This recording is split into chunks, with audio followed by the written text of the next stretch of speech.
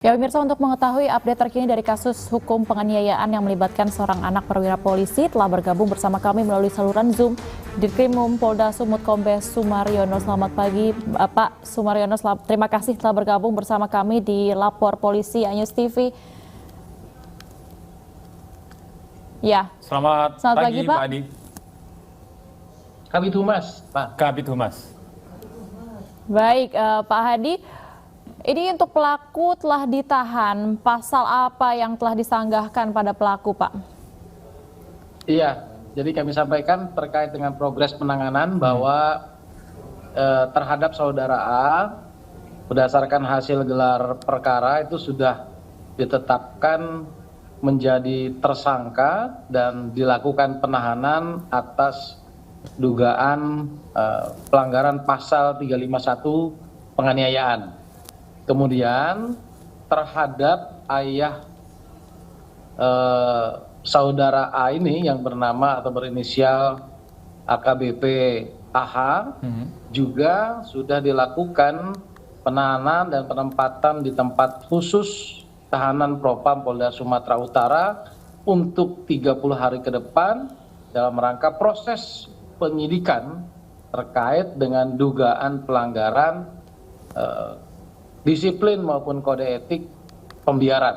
Jadi dua proses antara saudara A anaknya dengan ayahnya itu berjalan secara simultan. Kemudian mohon maaf saya mungkin bisa menjelaskan di sini terkait dengan banyaknya anggapan no viral no justice. Jadi kami sampaikan bahwa proses ini sebenarnya sudah berjalan dari semenjak laporan itu diterima oleh Polrestabes Medan. Perlu diketahui bahwa ini ada dua laporan polisi dari peristiwa yang sama, lokasi TKP-nya yang sama, hanya ceritanya yang berbeda. Laporan polisi di tanggal 22 Desember itu pelapornya Ken Admiral, di tanggal 23 Desember itu pelapornya Aditya dengan materi kasus atau laporan yang sama, yaitu penganiayaan. Oleh karenanya tentu penyidik harus bisa memfaktakan dan berhati-hati untuk bisa memfaktakan dari dua laporan polisi dengan satu peristiwa yang sama, lokusnya pun juga sama.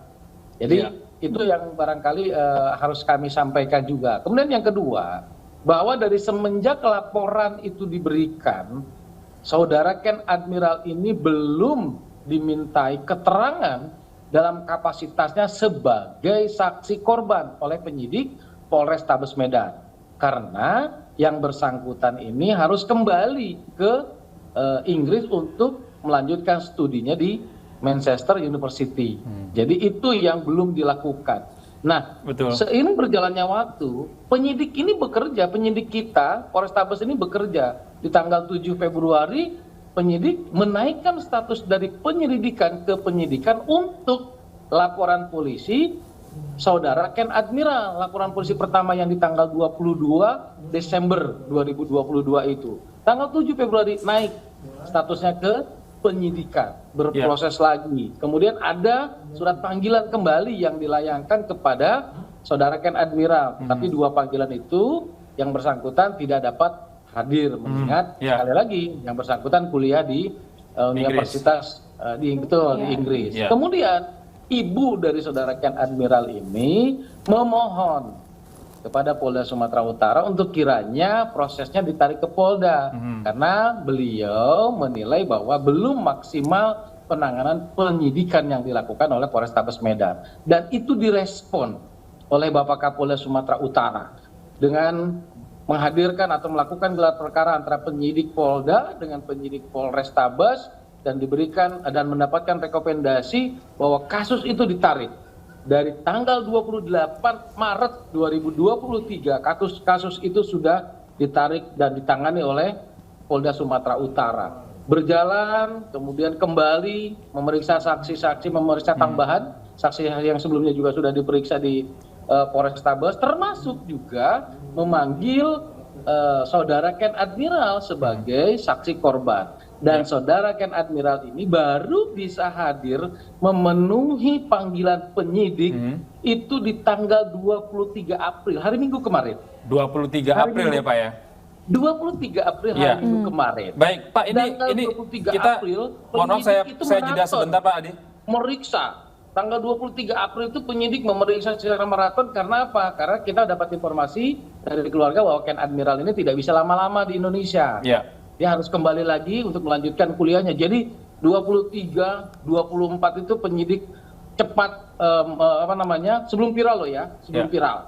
Cepat melakukan prosesnya itu. Kemudian tanggal 25 muncul video yang viral. Dan tanggal 25 itu pun penyidik sudah menetapkan status tersangka. Ya, artinya sejak awal apakah video ini sudah sempat dilihat oleh pihak kepolisian pada pelaporan pertama? Itu yang kita tidak mendapatkan. Jadi artinya video viral video di Polrestabes Medan, penyidik di Polrestabes Medan itu memeriksa dekoder. Informasi yang didapatkan dari keluarga saudara AH, dekoder CCTV di rumahnya itu rusak. Makanya kemarin kan penggeledahan kembali melakukan mengambil itu untuk membuktikan rusak atau tidaknya. Jadi video itu yang tidak kita dapatkan dari siapapun. Makanya begitu muncul dari tanggal 25 dari penelusuran Pak Adi, ini video sebenarnya siapa yang merekam ya Pak? Itu yang kita dalami. Oke, berarti masih dalam pendalaman begitu ya Pak Hadi ya? Ya. Pak Hadi. Yang jelas bahwa kemarin pun hasil penggeledahan penyidik sudah menemukan atau ada satu flash disk yang diserahkan dari keluarga Ken Admiral kepada penyidik. Baik, ya Pak Hadi tadi juga sudah dijelaskan bahwa penelusuran ini juga sempat terhambat karena laporan yang tertunda, korban harus melanjutkan studi ke luar negeri.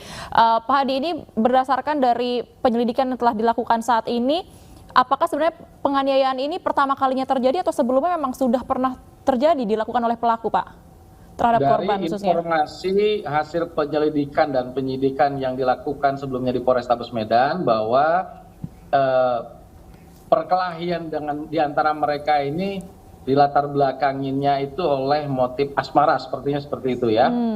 Karena sebelumnya ada berkembang informasi atau chat-chat antara Ken Admiral dengan saudara Aditya, chat terkait dengan ada satu teman atau rekan wanita mereka yang menanyakan, salah satu mereka menanyakan, kamu kenal dekat dengan siapa, dengan dia, apa hubungannya, apa. Kira-kira awal percakapannya seperti itu, kemudian di percakapan itu juga ada bahasa-bahasa yang kasar menurut salah seorang di antara mereka, gitu kan, sehingga mereka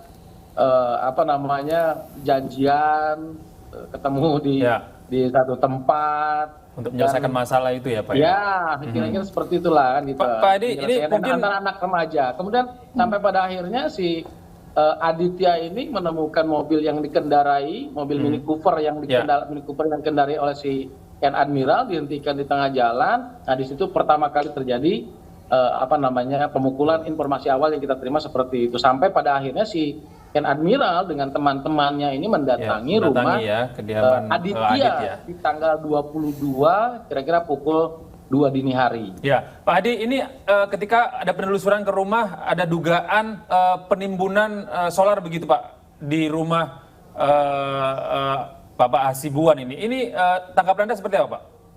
Informasi yang berkembang, hasil pendalaman, penyelidikan, itu semuanya yang dikembangkan. Kemarin kita sudah melakukan penggeledahan. Ada beberapa barang bukti yang diamankan. Ada informasi yang sebelumnya bahwa ada senjata, kan kira-kira begitu ya. Betul. Itu sudah didalami. Di dalam rumah, barang yang ditemukan atau barang-barang yang diambil sebagai yang diamankan, itu ada kotak airsoft gun. Kemudian ada senjata mainan. Kemudian ada decoder CCTV yang kita amankan. Kemudian ada juga kabel-kabel yang terkait dengan CCTV dan barang bukti yang lainnya yang kita amankan. Nah, terkait dengan beberapa meter atau beberapa rumah, selang beberapa rumah dari rumah yang bersangkutan ditemukan ada gudang penyimpanan BBM yang diduga ilegal. Ini pun juga didalami oleh penyidik Krimsus. Dan apa artinya ini sudah diduga bahwa itu ada keterlibatan Pak Hasibuan juga di situ? Kita belum bisa menyimpulkan karena kita masih mendalami hal ini. Baik. Oke, baik. Berarti sudah nonaktif tapi ya Pak ya? Untuk Bapak KBP Yang Hasirudin bersangkutan Hasibuan. itu dari semenjak tanggal 7 Februari Propam proaktif menerima laporan yang tanggal 20 Desember dengan menyebutkan ada dugaan oknum anggota Polri, tanggal 3 April yang bersangkutan itu sudah dinonaktifkan dari jabatan. Baik. Terima kasih Bapak Kombes Pol Hadi Wahyudi selaku Kabid Humas Polda Sumut. Terima kasih atas informasinya. Ini akan kami terus kawal begitu ya Pak ya Gede ya. Dan semoga ini juga bisa menjadi contoh bagi masyarakat luas. Ya, penganiayaan ini tidak bisa dibenarkan dan yang pastinya ada sanksi pidana yang menanti. Betul.